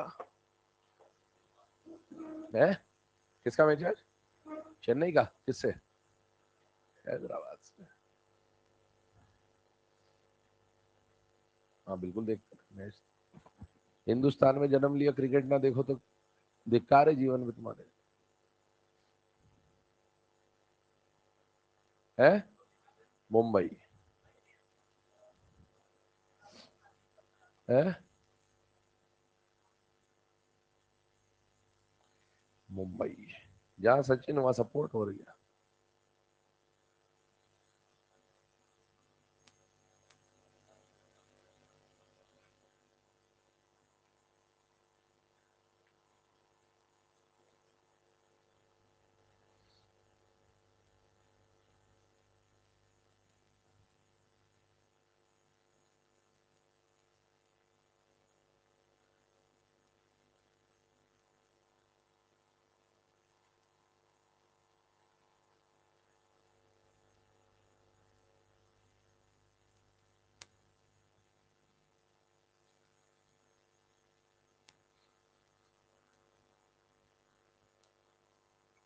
छाप लिया बेटा, जल्दी लिखो, 15 सेकंड और।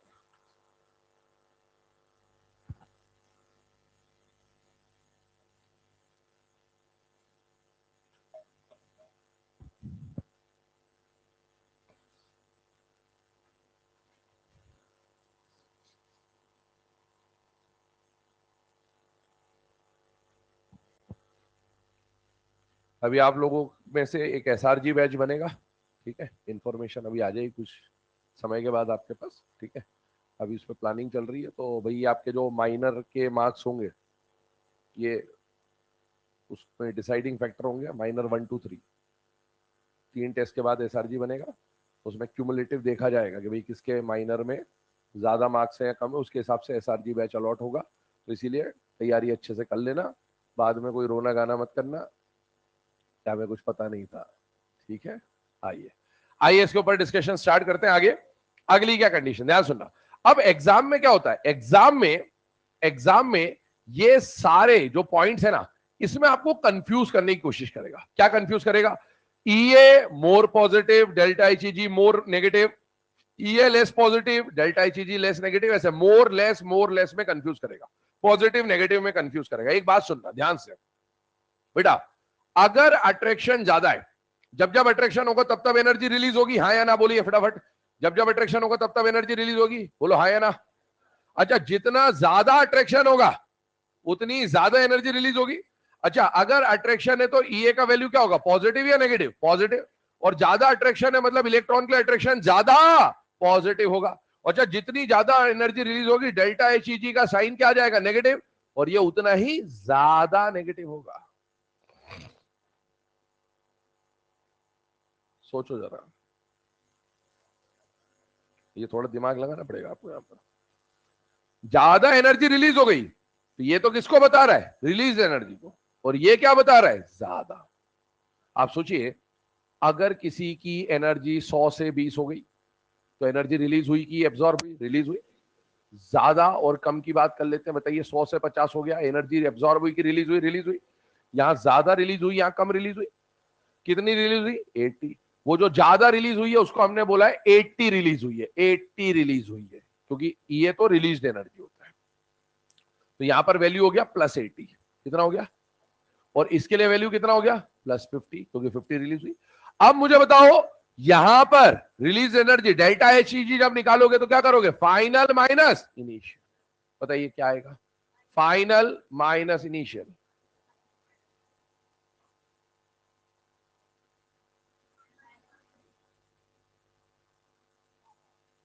क्या बात समझ में आ रही है? जब ईए मोर पॉजिटिव होगा तो डेल्टा एचईजी भी मोर नेगेटिव होगा। ये पॉजिटिव तो ये नेगेटिव, ये नेगेटिव तो वो पॉजिटिव, लेकिन मोर के साथ मोर और लेस के साथ लेस। क्या बात समझ में आ गई आपको? तो साइन चेंज होगा, मैग्नीट्यूड चेंज नहीं होगा। अब ये जरूरी नहीं कि 80 है तो ये 80 हो, ऐसा कुछ भी नहीं होता। एक इसका और फॉर्मूला होता है जिसमें टेम्परेचर और आर कांस्टेंट वगैरह आते हैं, बट ठीक है, अपन को बस ये समझना था कि जब ये मोर पॉजिटिव होता है तो ये मोर नेगेटिव होता है। आइए इधर, क्वेश्चन एग्जाम में जब आएगा तो उसकी लैंग्वेज को समझते हैं। एक ही क्वेश्चन को अलग अलग तरीकों से आपको पूछकर कंफ्यूज करेगा, तो हमें वो कंफ्यूजन नहीं होना चाहिए। इसीलिए वही क्वेश्चन कितनी लैंग्वेजेस में पूछा जा सकता है उस पर बात करो। आप देखिए, दो प्रोसेस आपके सामने लिखी है। पहला प्रोसेस क्या बोल रहा है, addition of electron is easy. इसका मतलब ये कौन है, जनरल वाला केस है या 3 वाला केस है, जनरल वाला केस है। और एडिशन ऑफ इलेक्ट्रॉन इज, ये कौन सा केस है, 3 वाला केस है। अच्छा, इजी तो बहुत सारों में है, अरे जनरल में तो बहुत है, और 18 2 और नाइट्रोजन में भी बहुत है। तो अब मैं यहां पर क्या बोल रहा हूं, addition of electron is more easy, या फिर addition of electron is most easy. अब मुझे बताओ, अगर इलेक्ट्रॉन का एडिशन आसान है, मतलब बताइए इलेक्ट्रॉन के लिए अट्रैक्शन ज्यादा है कि कम है बेटा, ज्यादा, अरे तभी तो आसानी से अट्रैक्ट होगा। जब addition of electron is more easy, इसका मतलब है अट्रैक्शन फॉर इलेक्ट्रॉन इज ज्यादा, मोर, है ना। अच्छा, अट्रैक्शन है तो ईए का वैल्यू कैसा होगा, पॉजिटिव। और जब अट्रैक्शन ज्यादा है तो ईए विल बी मोर पॉजिटिव। जितना ज्यादा अट्रैक्शन ईए उतना ज्यादा पॉजिटिव होगा। अच्छा, मुझे बताओ, जब जब अट्रैक्शन होगा तब तब एनर्जी रिलीज होगी। जितना ज्यादा अट्रैक्शन होगा उतनी ज्यादा एनर्जी रिलीज होगी। अच्छा, एनर्जी रिलीज ज्यादा, तो बताइए एनर्जी रिलीज ज्यादा, तो एनर्जी अगर रिलीज हो रही है तो डेल्टा आईसीजी का साइन कैसा होगा, नेगेटिव। और एनर्जी ज्यादा रिलीज हुई है तो डेल्टा आईसीजी भी तो ज्यादा नेगेटिव हो जाएगा। और अगर अगर ऐसा है तो बताइए एनर्जी रिलीज हो रही तो प्रोसेस एक्सो या एंडो, एक्सो। और ज्यादा रिलीज हो रहा है या कम रिलीज हो रहा है, ज्यादा, इसका मतलब it will be more exothermic. एक ही क्वेश्चन को इतनी लैंग्वेज में पूछेगा, आपको आंसर सेम होगा। आइए इधर, addition of electron is difficult, ये किसकी बात कर रहा हूं, ग्रुप 18 ग्रुप 2 नाइट्रोजन। अब मैं बोल रहा हूं addition of electron is most difficult. क्या बोल रहा हूं, addition of electron is most difficult, मतलब सीधा सीधा दिमाग में कौन आ गया, इनर्ट गैस।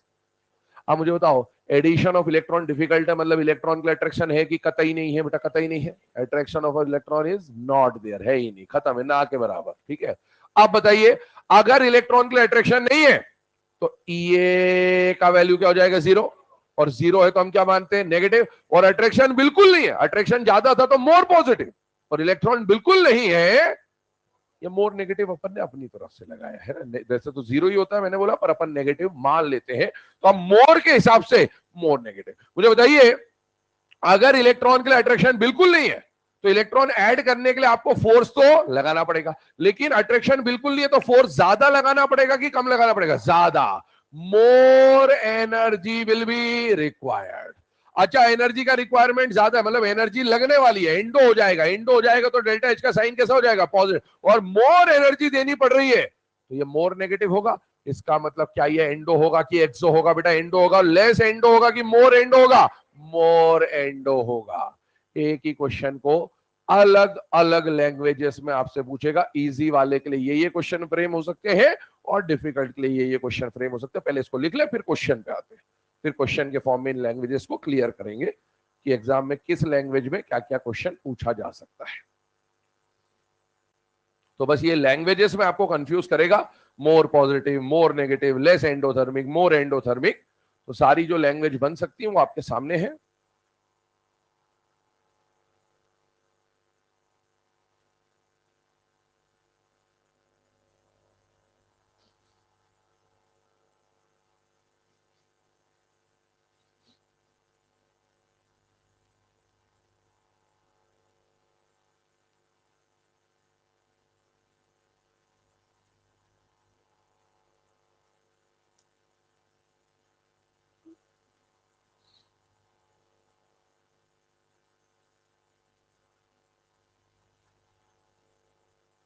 जिंदगी से प्यार नहीं बेटा तेरे को है? दिन पूरे हो गए क्या तेरे?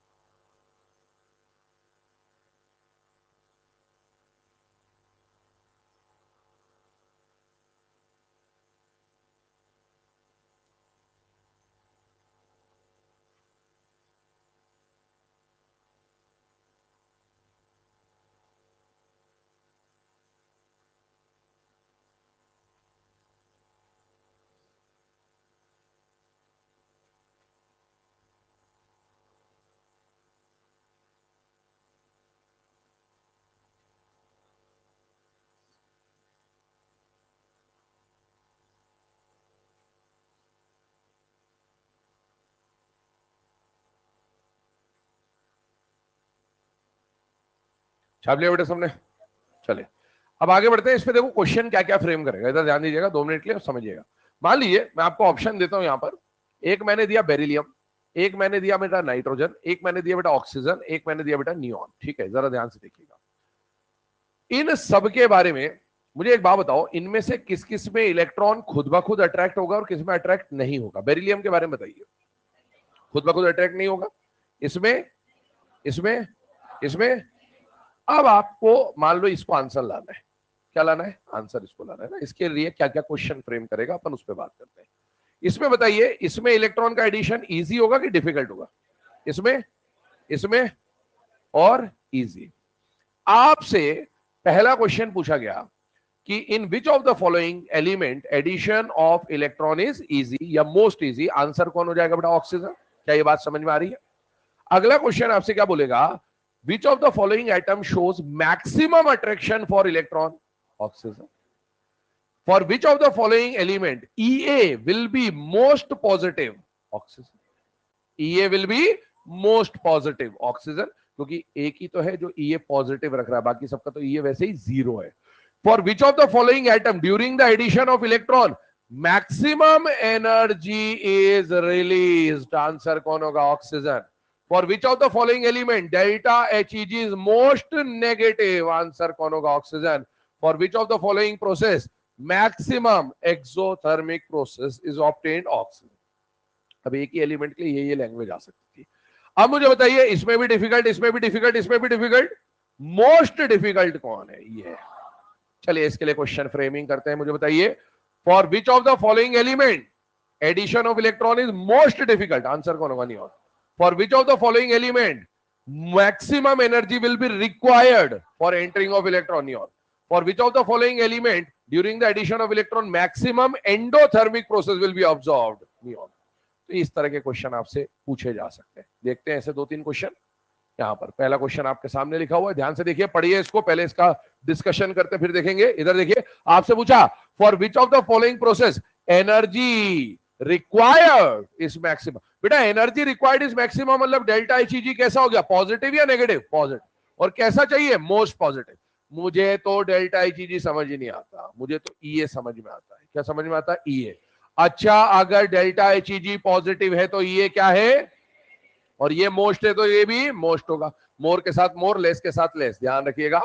जब ये मोर पॉजिटिव तो ये मोर नेगेटिव, जब ये मोर नेगेटिव तो ये मोर पॉजिटिव। इसका मतलब इलेक्ट्रॉन का अट्रैक्शन कराना है कि नहीं कराना है? नहीं कराना, बिल्कुल नहीं कराना है, या बहुत ज्यादा नहीं कराना है? बहुत, एक ही बात है दोनों, ठीक है चलो।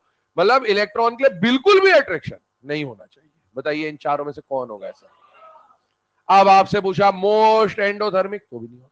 बात समझ में आ रही है?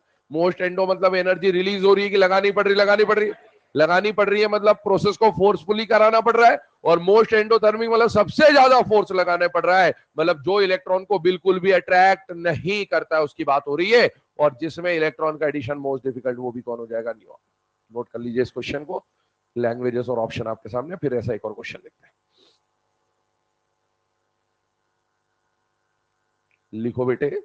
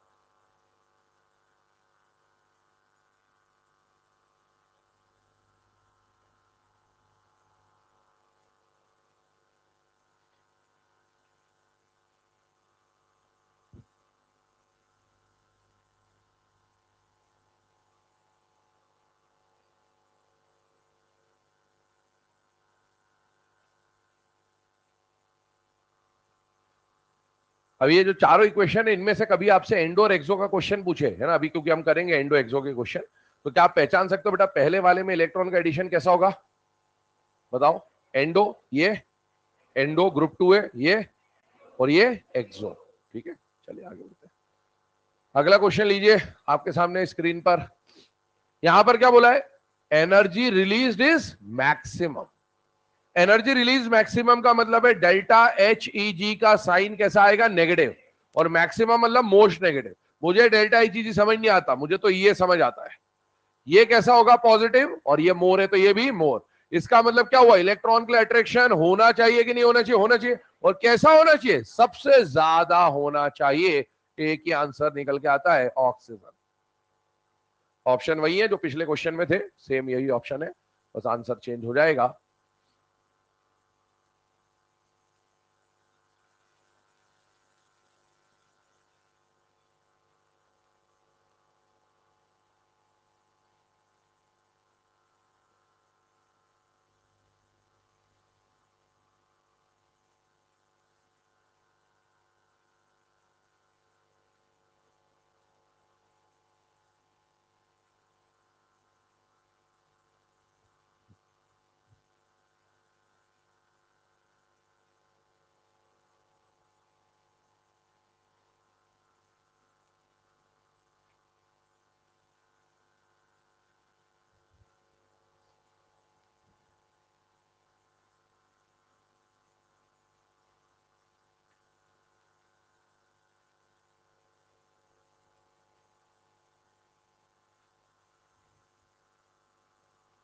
चलिए आगे बढ़ते हैं अगले केस की तरफ। अगला जो केस हमें पढ़ना है बेटा वो आ जाता है सक्सेसिव इलेक्ट्रॉन एफिनिटीज, या फिर बोल सकते हैं सक्सेसिव डेल्टा HEGs। ठीक है, यहां पर हमें अभी तक हम लोगों ने पहला इलेक्ट्रॉन ऐड करने के बारे में बात करी बेटा, कि पहला इलेक्ट्रॉन ऐड करते वक्त ग्रुप 18 ग्रुप 2 नाइट्रोजन में तो एंडो, बाकी सब एक्सो।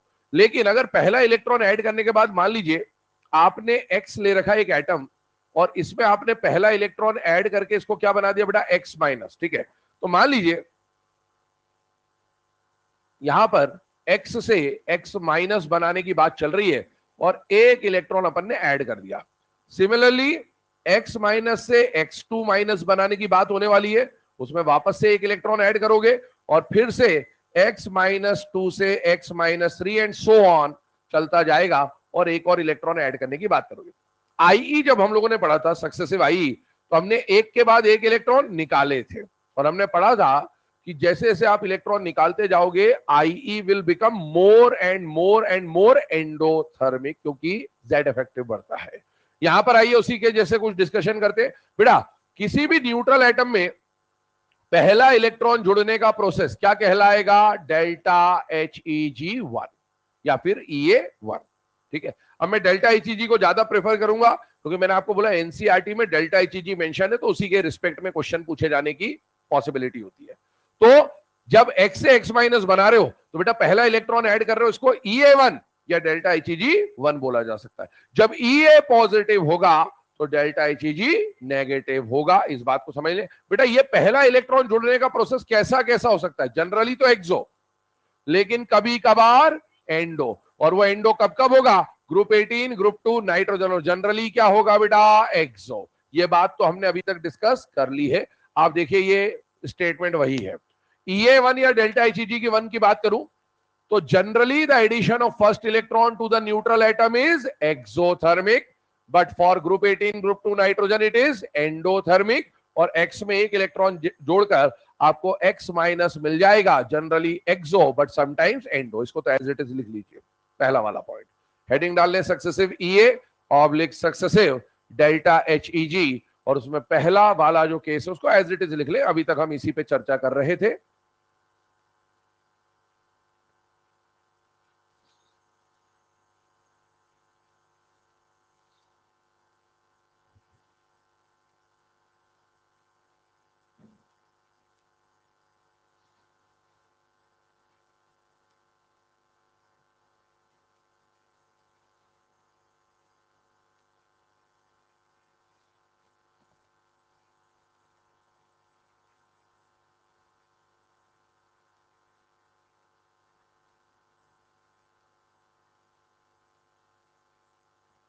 ठीक है, पहला स्टेटमेंट इक्वेशन वगैरह आपको दे रखी है। अब आते हैं सेकंड पे, ध्यान सुनिएगा।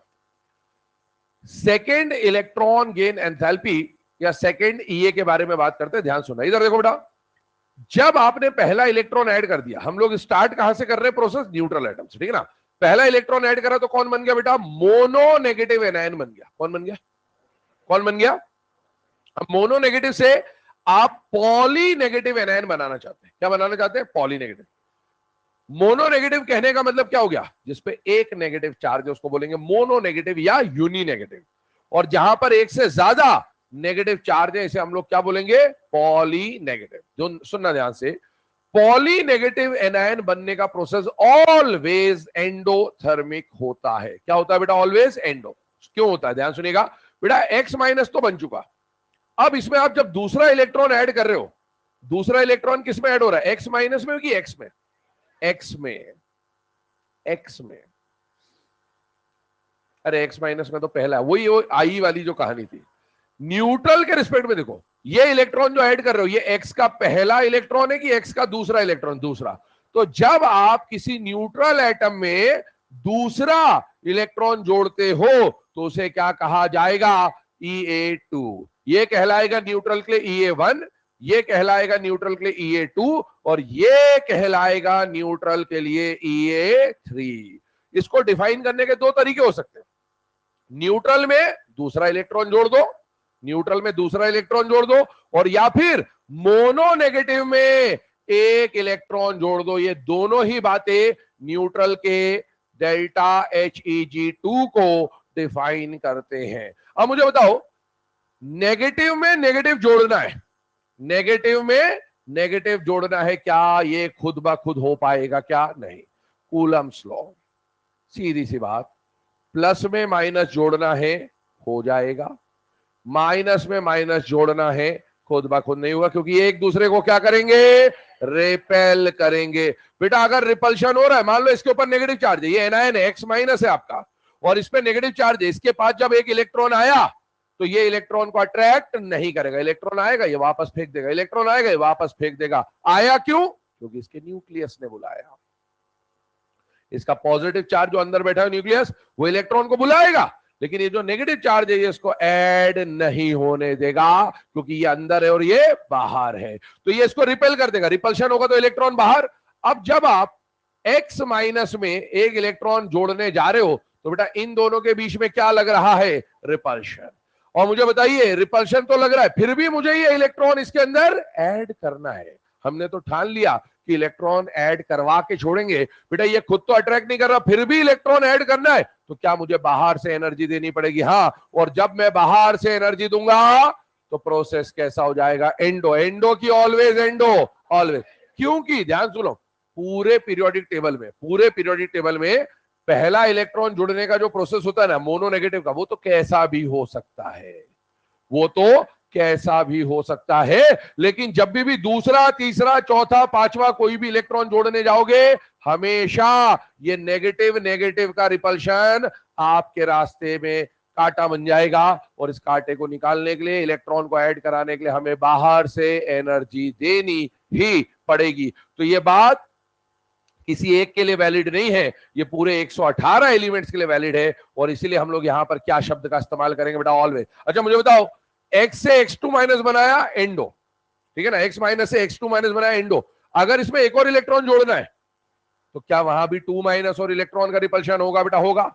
अच्छा बताइए, वो भी एंडो ये भी एंडो, कौन ज्यादा एंडो, पहला वाला या बाद वाला? बाद वाला। क्यों? वहां ज्यादा रिपल्शन होगा, मैग्नीट्यूड ज्यादा है, नेगेटिव चार्ज ज्यादा है, रिपल्शन ज्यादा लगेगा। रिपल्शन ज्यादा लगेगा तो उसको ओवरकम करके इलेक्ट्रॉन ऐड करने के लिए एनर्जी और ज्यादा देनी पड़ेगी। तो एक काम करें, हेडिंग डालने EA2 डेल्टा Heg2, और ये जो बातें लिखी गई है उसको लिख ले। यहां पर मैंने रीजन अलग से लिखा नहीं रहा हूं, सिर्फ इतना लिख लेंगे कि एक्स माइनस और इलेक्ट्रॉन में क्या लगेगा बेटा? Repulsion. And to overcome repulsion energy needs to be supplied। Repulsion को ओवरकम करने के लिए आपको एनर्जी देनी पड़ेगी, और एनर्जी दोगे तो प्रोसेस हो जाएगा एंडो।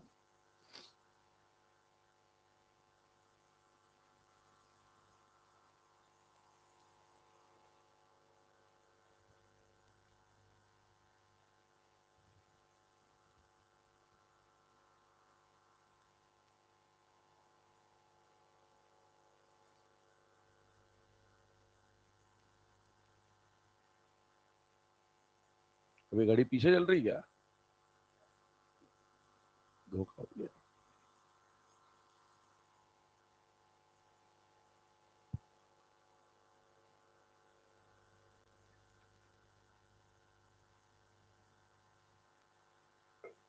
धोखा हो गया भाई, ये तो क्या हुआ? हाँ बोल। क्योंकि डिफाइन आई और ये गैसियस के लिए होता है, इसलिए। ठीक है, चलिए अब EA2 के बाद आगे डिस्कशन स्टार्ट करते हैं। ध्यान सुनना, एक पॉइंट में यहां पर बोल रहा हूं, ध्यान सुनेगा। फॉर्मेशन ऑफ, ध्यान सुनना बेटा इस बात को, फॉर्मेशन ऑफ यूनी नेगेटिव या mononegative anion could be exo और could be endo, but formation of polynegative is always endothermic. इसको अभी हम लोग समझेंगे एक एग्जांपल के थ्रू, और ये वाला जो केस है उसको एनसीईआरटी ने ऑक्सीजन के एग्जांपल से समझा रखा है आपको, तो हम ऑक्सीजन के एग्जांपल से यहां पर समझ रहे हैं। वेरी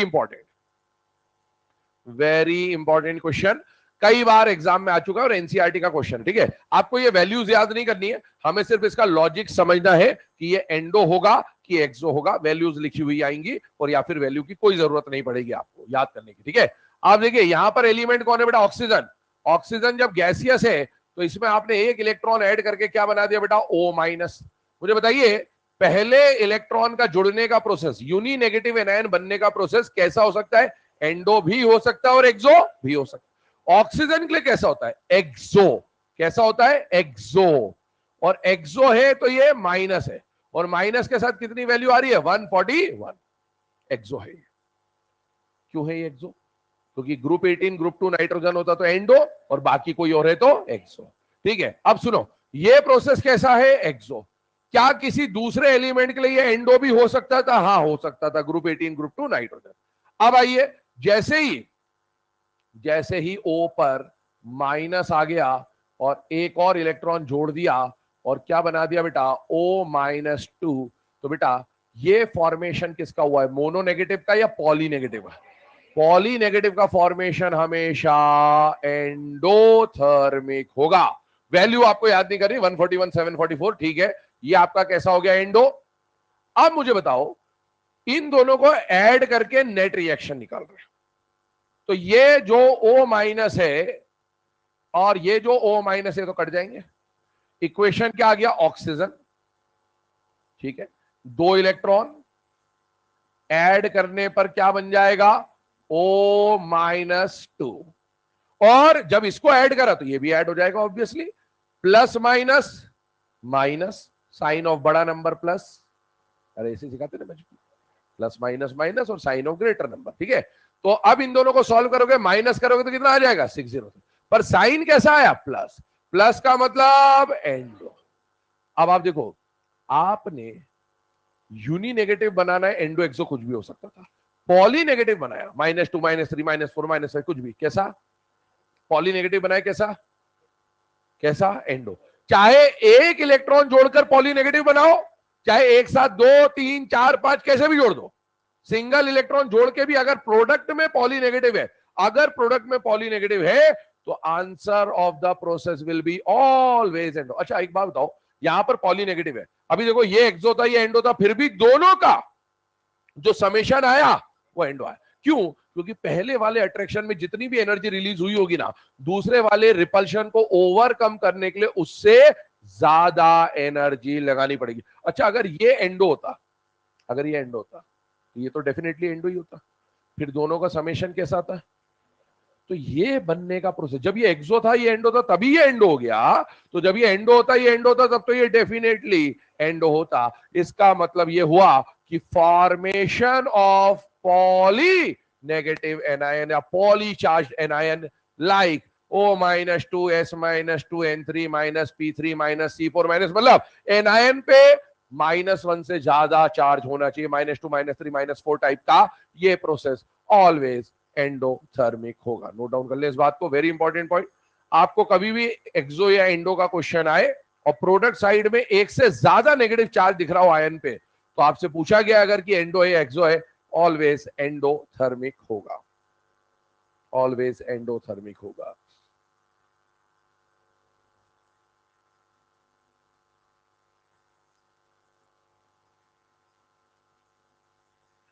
ठीक है, ये ऑक्सीजन का जो एग्जाम्पल है बहुत जरूरी एग्जाम्पल है, बहुत इंपॉर्टेंट एग्जाम्पल है, कई बार एग्जाम में आ चुका है कि भाई ऑक्सीजन O2 माइनस आयन बना रहा है और आयन बनाने का प्रोसेस कैसा निकल के आ रहा है, एंडो। एंडो का मतलब तो एनर्जी एब्सॉर्ब करना होता है। एक बात सुनो ध्यान से, मुझे बताओ ऑक्सीजन नेचर में जब आयन बनाता है तो O माइनस बनाता है कि O2 माइनस बनाता है, O2 माइनस, इसी को तो आप ऑक्साइड आयन बोलते हो। जबकि ये प्रोसेस कैसा है, एंडो, और ये बनता तो कैसा होता, एक्सो। एक्सो होता मतलब एनर्जी रिलीज होती। कोई भी चीज है ना, इलेक्ट्रॉन गेन या लूज क्यों करती, स्टेबल होने के लिए, और स्टेबिलिटी को एनर्जी से जब रिलेट करते हो तो क्या बोलते हो कि एनर्जी कम तो स्टेबिलिटी। अब मुझे बताओ, इसने तो एनर्जी ली है, एंडो है, तो इसके अंदर तो एनर्जी पहले से बढ़ गई, और इसने एनर्जी रिलीज करी थी तो इसके अंदर पहले से एनर्जी कम है, जिसकी एनर्जी कम है स्टेबिलिटी तो उसकी ज्यादा होनी चाहिए थी, जबकि इसने तो एनर्जी लिया है, फिर भी ऑक्सीजन ये नहीं बनाता, ये बनाता है। क्या कारण है, कारण पूछता है, नहीं नहीं नहीं, नहीं इनर्ट गैस क्या भाड़ में, इनर्ट गैस बना लिया तो क्यों एनर्जी क्यों बढ़ गई, एनर्जी बढ़ाने के लिए कभी भी बॉन्ड नहीं बनता, बॉन्ड बनता हमेशा एनर्जी रिलीज करने के लिए। इसका कारण यह है कि अभी ये प्रोसेस अधूरी है, अभी ये प्रोसेस अधूरी है। आपने एक बात बताओ, इलेक्ट्रॉन लिया होगा तो इलेक्ट्रॉन किसी ने दिया होगा, तभी तो इसने इलेक्ट्रॉन लिया होगा। तो यहां पर कोई कैटायन रहा होगा बेटा, M+ मान लिया, उसने इलेक्ट्रॉन दिए, तब O ने इलेक्ट्रॉन लिए और क्या बना लिया, O2-। बेटा ये प्लस और माइनस में लास्ट में जाके अट्रैक्शन होगा कि रिपल्शन होगा, अट्रैक्शन। अभी तो आप इस पूरे प्रोसेस का एक पार्ट देख रहे हो। एक बॉर्न हेबर साइकिल आपने पढ़ा होगा केमिकल बॉन्डिंग में पिछले साल, उस पर भी आएंगे। तो बताइए मुझे, इसने इलेक्ट्रॉन लूज किया, इसने इलेक्ट्रॉन गेन किया। इसने इलेक्ट्रॉन निकालने के लिए एनर्जी मांगी थी, एंडो था ये, और इसमें 2 इलेक्ट्रॉन जोड़ रहे हो तो पॉली नेगेटिव भी एंडो, दोनों ही एंडो। इसको इलेक्ट्रॉन निकालने के लिए एनर्जी चाहिए थी और इसको इलेक्ट्रॉन जोड़ने के लिए एनर्जी चाहिए थी, दोनों एंडो, दोनों तो अनस्टेबल होने चाहिए, फिर भी ये बनते हैं। क्यों बनते हैं भाई?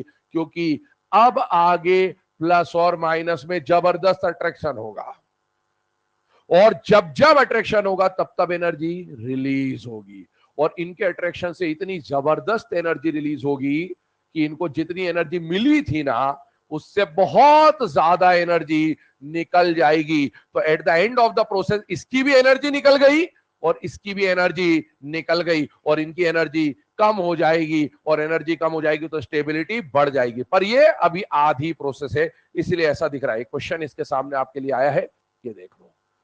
Formation of O2- is endothermic, but mostly MO कहने का मतलब है मेटल ऑक्साइड, है ना।